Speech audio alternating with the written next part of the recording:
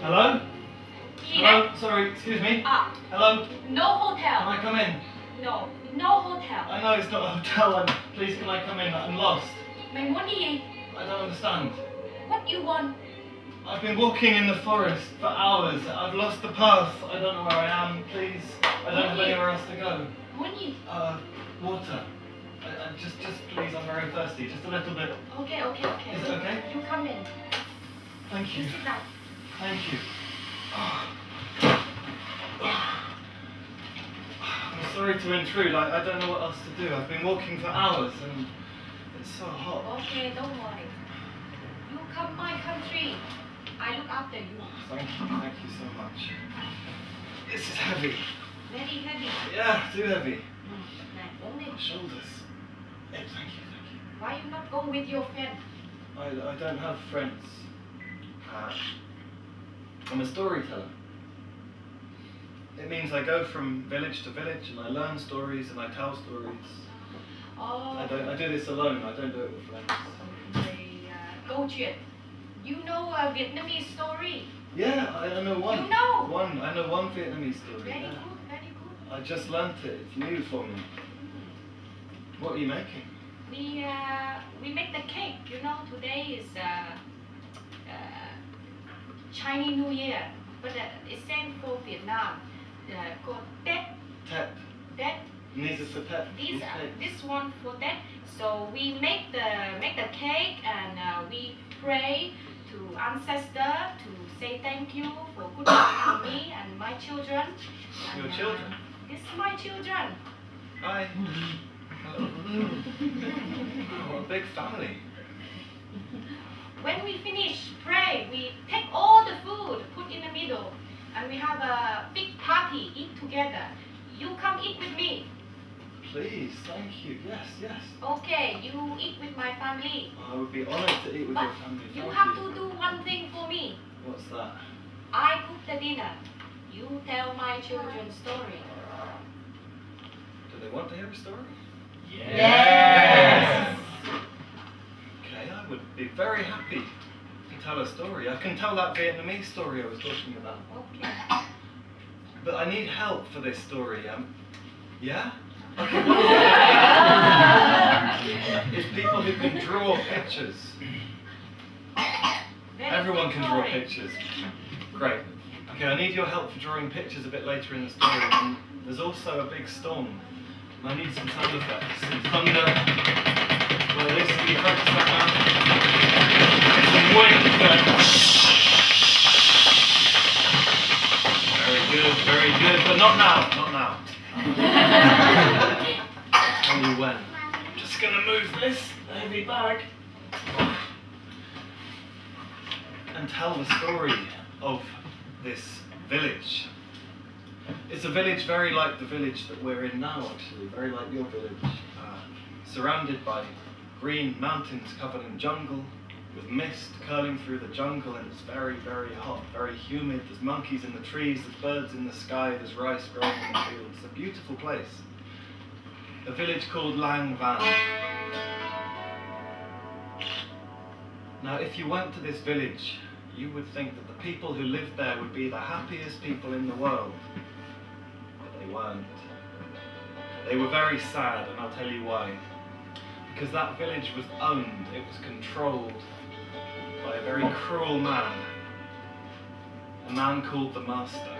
And this Master, he treated those people very badly. He beat them, he made them work from dawn till dusk. And there was one person in the village who suffered more than anyone else. This was a young boy, about the same age as many of your children did. And this boy was a servant in the Master's house. Every day he would go up there to the Master's big bamboo mansion. He would do all the nasty, dirty jobs. He would cook, he would clean, he would scrub the floors, he would milk the cow, he would milk the cow again, he would milk the cow again. He had a terrible life. The Master beat him, he treated him very badly. And there was one thing, just one thing that made this boy's life worth living. Sadly, this thing was the one silver coin that he was given at the end of each day. Because with this coin he could pay for food for his mother and his father and his brothers and his sisters. he could make sure that they didn't go hungry the following day. So one day, the boy went up to the master's house to get his money as usual. He knocked on the door, and the master came out in his silks and his robes and his furs and his big hat, and he said, "What do you want, boy?" He was feeling particularly cruel that day. And the boy said, "Master, I've worked from dawn, it's almost night. Please, will you give me my money so I can go home and feed my family?" And the master said, "Let me see your hands, boy." The boy showed his hands. The master looked at them, even though they were dirty and they were bruised. He said, "Those hands haven't worked hard enough. I'm going to set you one more task. Now, I think it's going to be cold tonight." And this wasn't even true. It was a very, very warm evening. But he said, "I think it's going to be cold, boy. I want a big fire so I can toast my feet before the flames. So I want you to go up that mountain, this big, big mountain, up to that forest, this dark, dark forest, and collect me enough firewood to last me through the night." And the boy said, "Master, I'm so thirsty. Please, could I just have some water if I have to work more?" And the master, he went to the kitchen and he found the smallest cup he could possibly find, and he filled it full of water and he gave it to the boy and he said, "There you go, that's all you get. If you don't go up that mountain and get the firewood before night falls, not only will I beat you 20 times on the back with my bamboo cane, but I will not pay you your silver coin and your family will be hungry tomorrow morning." The boy looked at the mountain and how far away it was, and he saw the darkness already coming over the land, and he knew it was impossible. This task, impossible. But he was a poor boy, he was a servant, what choice did he have? He started walking up that mountain, holding his cup carefully, not spilling a drop. He was so thirsty, he was trying to save it. And up he went, the darkness falling over the land, the little creatures coming out of their holes as the evening came, up and up over the rocks, over the roots, over the boulders, until at last he came to the forest. I don't know if you've ever been on the edge of a forest at night. It's a bit scary. You probably don't want to go in there. It's full of shadows and noises. Little animals rustling about, things in the trees, things in the undergrowth. And the boy looked into this shadowy forest. He knew he was going to have to walk far into the wood to get all his firewood. But first he thought, "I'm so thirsty, I need to have a drink." And he sat down on a log and raised the cup to his lips.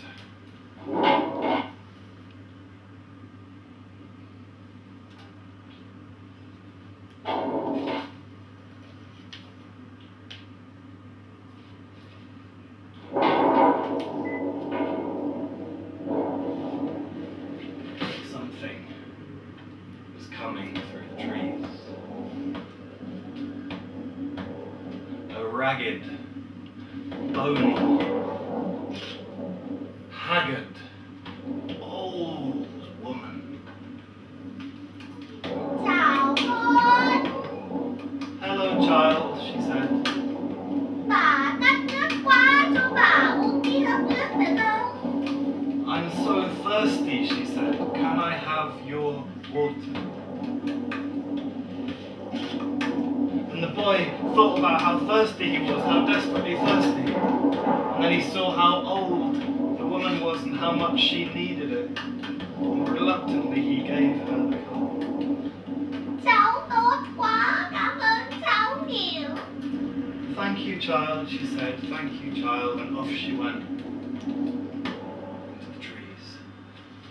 And the boy was almost in tears. The thirst was burning inside him. He was exhausted. And he turned back to the forest to go and collect that firewood. He took 3 steps into the trees.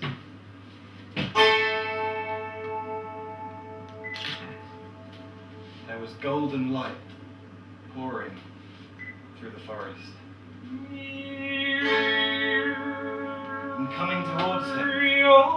was a beautiful, floating, magical being.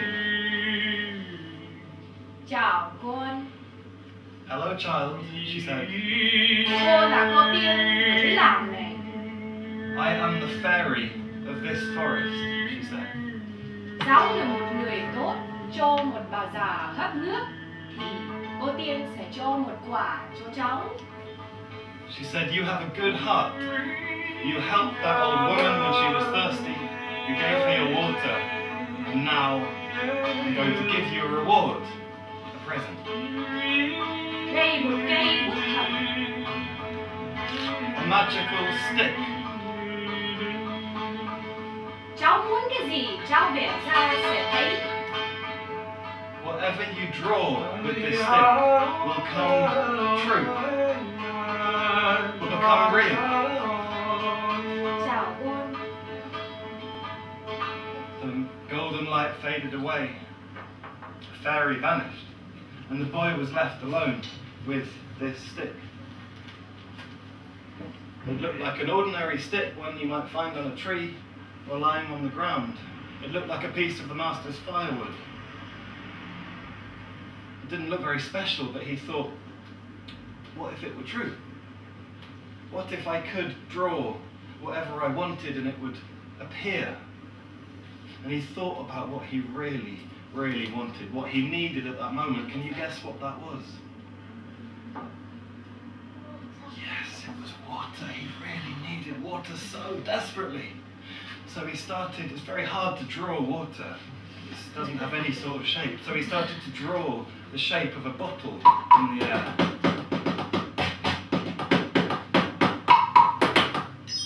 And there was a bottle of water. He could hardly believe his eyes. Sweet and cold and fresh water from the mountain stream. And it tasted better than any water he'd ever had in his life. He drained the last drop and he thought, what else can I draw? What else do I need? I'm so hungry. The master hadn't fed him anything all that day. And he thought about what he really wanted to eat at that moment, and it was his mother's delicious rice cakes. And he started to draw them in the air. One by one they dropped into his hand, a pile of delicious steaming cakes, and they were the best he'd ever had, apart from his mother's.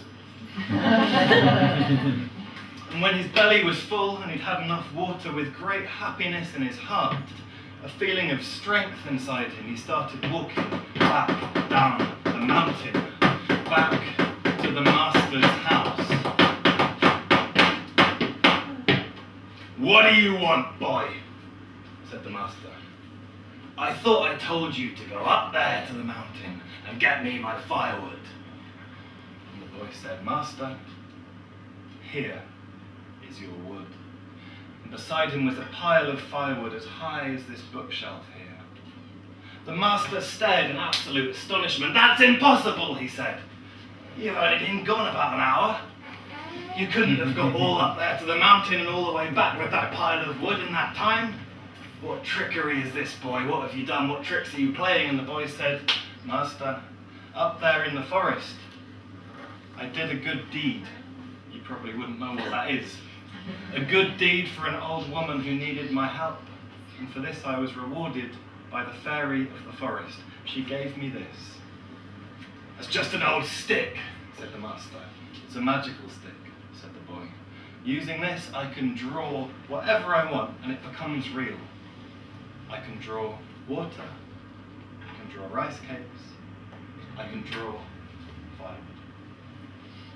And from this day, master, from this day, I don't work for you anymore.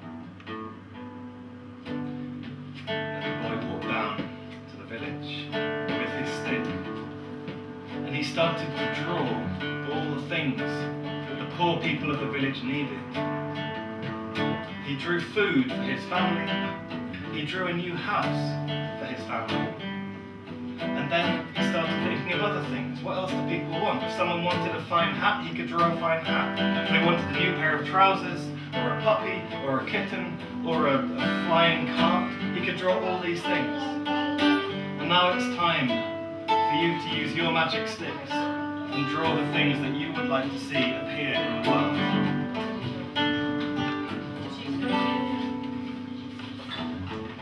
So everybody grab a piece of paper.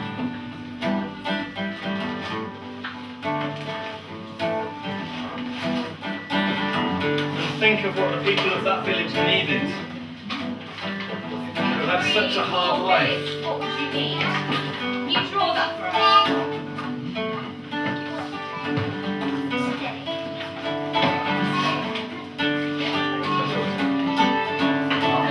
You're right.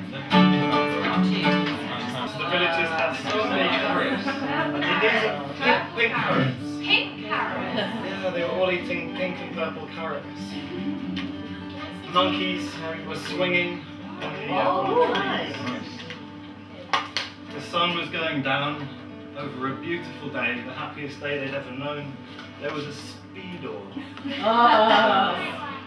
Is it this way? Or the other way, turn the other way. I want to see Which the way is back. it? Can I see the back? Well, first of all, this speedor was driving round very quickly. Everyone was taking turns riding it, having a lot of fun. What is it? A bed. And finally, there was a cryptic mug with a strange symbol on it. Scientific symbol. What does it mean? It's a magical mixture that has special powers. Potion. Yeah, potion. Magical potions were being brewed. This was a can of lightning with arrows of different sizes and a cutter. Yeah. So there was an old woman, there was bamboo growing everywhere, and finally, this house is the house of the master who is lying, not looking too healthy. This is like another prophecy for what's about to happen next. Because when all of these things had been drawn, when the village was full of songs and laughter and dancing and feasting, the boy did one last thing. He drew himself a horse. And then he drew himself a cart. Great wheels. And then he sat on the back of that cart and he rode away into the sunset to take the magic stick to all of Vietnam. But one man was not happy. He was not happy at all. Can anyone tell me who this man was? The master. The master was not very happy at all. He was looking from the window of his great house down at the village, and he saw the people laughing and singing and dancing and telling each other jokes, and he was angry. His heart grew black and bitter as he watched. And he thought to himself, I need a magic stick of my own. When I have a magic stick, I will draw bigger, better things for me, all for me. I need to go up that mountain and find that stupid fairy and make her give me a stick. So he set off up the mountain with his great cloak wrapped around him. And he was old and fat, so it was hard work, but he was driven onwards by his greed, and he was rubbing his hands together with anticipation, with excitement about all the things he was going to draw. Gold, silver, diamonds, rich, expensive things, all for him, a crown to wear. And as he walked up the mountain, he thought of this life ahead of him. Up and up, he went up and up until he came to the forest and stood peering into the trees. Where's that stupid fairy? He thought. There was no sign of her, so he decided to sit down on the same log that the boy had sat on, and he took his great jewel-encrusted flask to enjoy a nice, slow drink to relieve his thirst.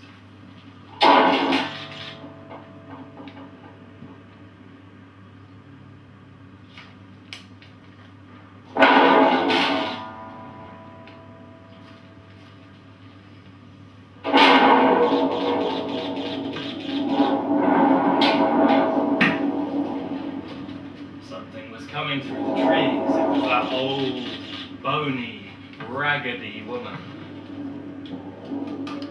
chào con.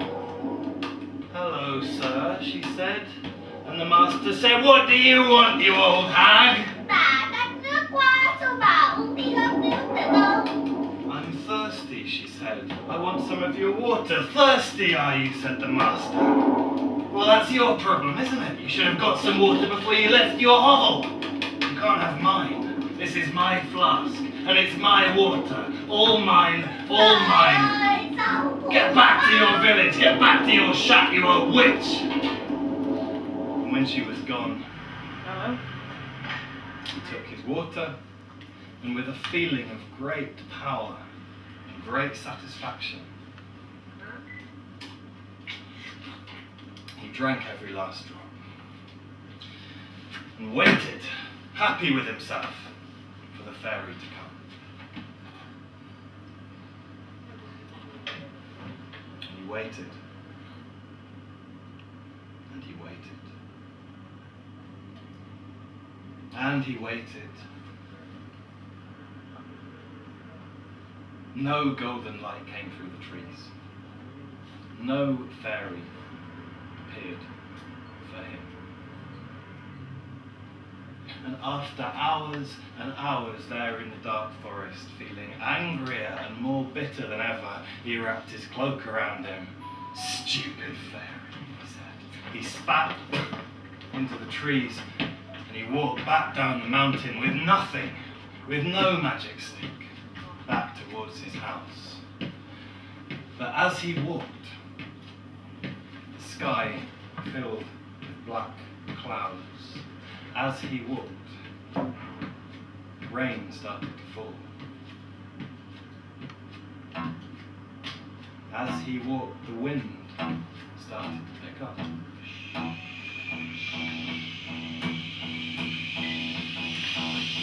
As he walked, thunder started to roll.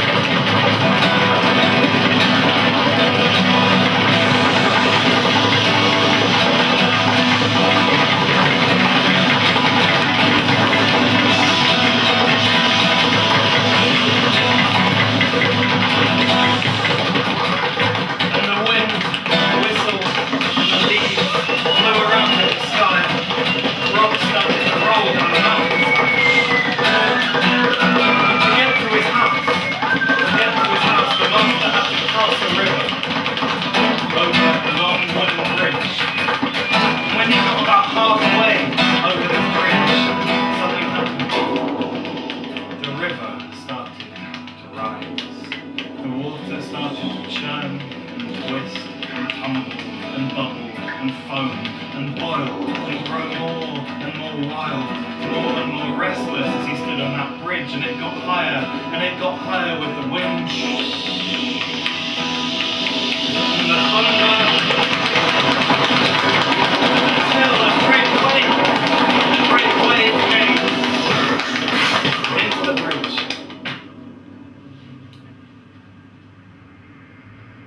And washed the body of the master away to another country. And that selfish man, he was never seen again in the land